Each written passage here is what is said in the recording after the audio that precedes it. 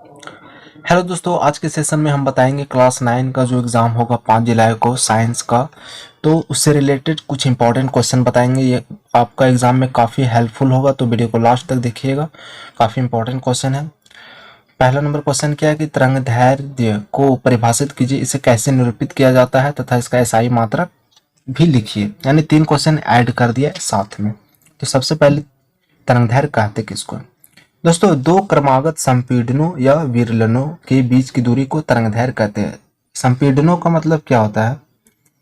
देखिए यहाँ पे संपीड़नों, मान लीजिए इस तरह से ये जो सामने सामने जाता है इसको संपीड़न बोलेगा, और फिर दूर दूर अगर रहेगा इस तरह से तो इसको क्या बोलेंगे? विरलन बोलेंगे। ठीक है, तो सामने सामने रहेगा उस संपीड़न कहलाता है, और जो दूर दूर रहेगा उसको विरलन।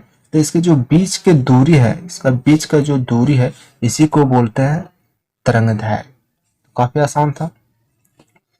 ठीक है, इसे लेमडा से सूचित किया जाता है। बोला था ना कि इसे किससे निरूपित करते हैं, यानी डिनोट क्या चीज से करेंगे तरंगदैर्घ्य को, तो इसको लेमडा से डिनोट करते हैं। देखिए यहाँ पे लेमडा का साइन ऐसे होता है। ठीक है, और इसका एसआई यूनिट क्या होता है? तो इसका एसआई मात्रक जो है मीटर होता है, एम, स्मॉल एम, मीटर।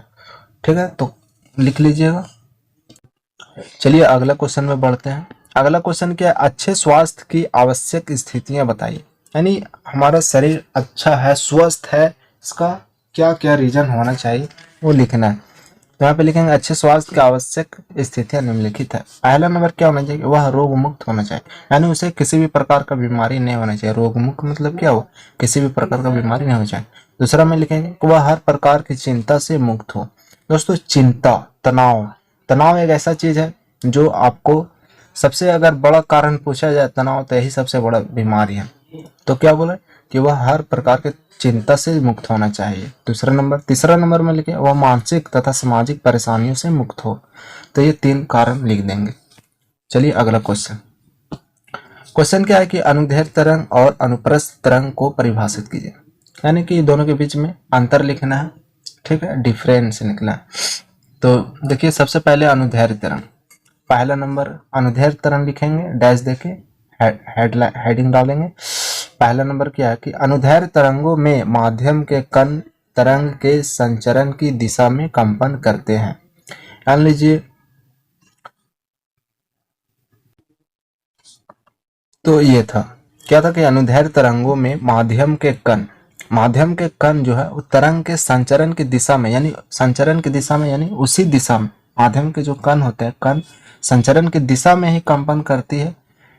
उसी को अनुदैर्घ्य तरंग यहाँ पे बोलेंगे। ठीक है, दूसरा नंबर में लिखेंगे कि अनुदैर्घ्य तरंग जो है ठोस, द्रव तथा गैस तीनों माध्यम में संचरित होती है। यानी कि ठोस, द्रव तथा गैस तीनों माध्यम में संचरित होती है। तीसरा नंबर कि अनुदैर्घ्य तरंगे जो है संपीड़न एवं विरलन के रूप में संचरित होती है। संपीड़न और विरलन तो बताए थे अभी ऊपर, तो उसी रूप में संचरित होती है। ठीक है, अब अनुप्रस्थ तरंग हेडिंग डाल के और लिखेंगे 3 पॉइंट इसका भी। पहला नंबर पॉइंट कि अनुप्रस्थ तरंगों में माध्यम के कण तरंग के संचरण की दिशा के लंबवत कंपन करते हैं। जैसे मान लीजिए ये आपका हो, ठीक है, कण मान लीजिए इधर जा रहा है, इसका डायरेक्शन इधर है, दिशा इधर है। अब इसका जो जाता है लेकिन किस तरह? लंबवत। लंबवत यानी कभी ऊपर जाएगा, कभी नीचे, कभी ऊपर, कभी नीचे। जाना आपको इधर ही है, इधर ही जाएगा, लेकिन ऊपर नीचे हो के जाता है, तो इसी को लंबवत बोलते हैं। तो भाई लिखे हैं कि जो किधर था कि अनुप्रस्थ तरंग में माध्यम के कण तरंग के संचरण की दिशा के लंबवत कंपन करते हैं। ठीक है, तो ये समझ में आ गया। दूसरा नंबर लिखेंगे कि अनुप्रस्थ तरंगे ठोस तथा द्रव के ऊपरी सतह में उत्पन्न होती है। ठोस तथा द्रव के ऊपरी सतह पर उत्पन्न होती है। और तीसरा नंबर पॉइंट लिखेंगे अनुप्रस्थ तरंगे श्रृंग एवं गर्तों के रूप में संचरित होती है। मतलब क्या होगा दोस्तों? श्रृंग, देखिए यहाँ पे इसको यहाँ से समझिए आसानी से। ये ऐसे गया, फिर नीचे गया, फिर ऊपर गया, फिर नीचे। तो ऊपर वाला को क्या बोलेंगे? श्रृंग। फिर नीचे वाला को क्या बोलेंगे? गर्त। फिर ऊपर वाला जो है श्रृंग, फिर ऐसे करके अगर जाएगा नीचे वाला को गर्त। यानी ऊपर जो आता है उसको बोलेंगे श्रृंग और नीचे वाला को गर्त बोलेंगे। तो वही यहाँ पे बोला कि अनुप्रस्थ तरंगें जो है श्रृंग एवं गर्तों के रूप में संचरित होती है।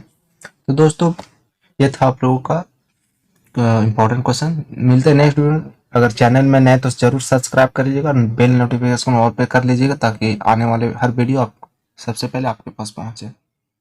जय हिंद, जय भारत।